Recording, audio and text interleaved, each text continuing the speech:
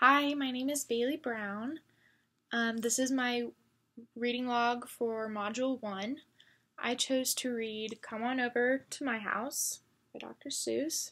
There's a little bit of glare on there. There we go. It was illustrated by Kath. This is the 50th anniversary edition, but the original edition was illustrated by Richard Erdoes. The publisher is Random House Children's Books.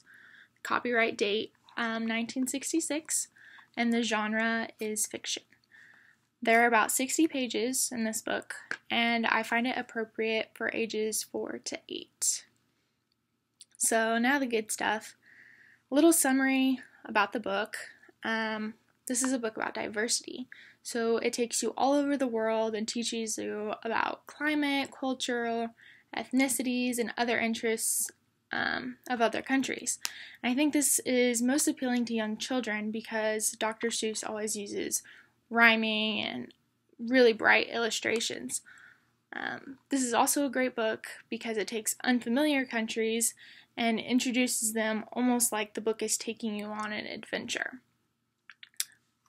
Typically in Dr. Seuss books, the illustrations look kind of like a world out of our world.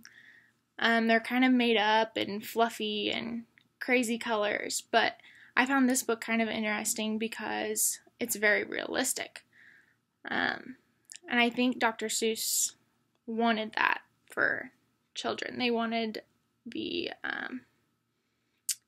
realistic look. I think the colors they used added a lot of excitement to the different places too. And that kind of gets the kids interested in the different foreign countries, places they aren't familiar with. And at the end of the book, Dr. Seuss points out that although there's all of these different backgrounds and ideas on foods and cultures and ethnicities, we all need a friend, and we shouldn't judge people by their race, economic status, social status, etc., where they're from. My own personal little response, I believe this is a great way of teaching kids about diversity. I think that children would learn after reading this book what types of housing there are, what cultures there are, the ethnicities, foods, activities, all those things. They did a really good job of showing a broad amount of places, that not just places in the U.S. I remember when I was in grade school, we had a trip around the world day, and we would read books like this, and each teacher would have a classroom decorated to resemble a different country.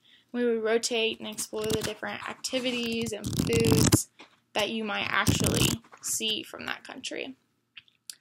My activity that I would do with my students is I would ask them to draw a picture of what their house looks like, and then we would share our pictures with the class and talk about some of our family traditions.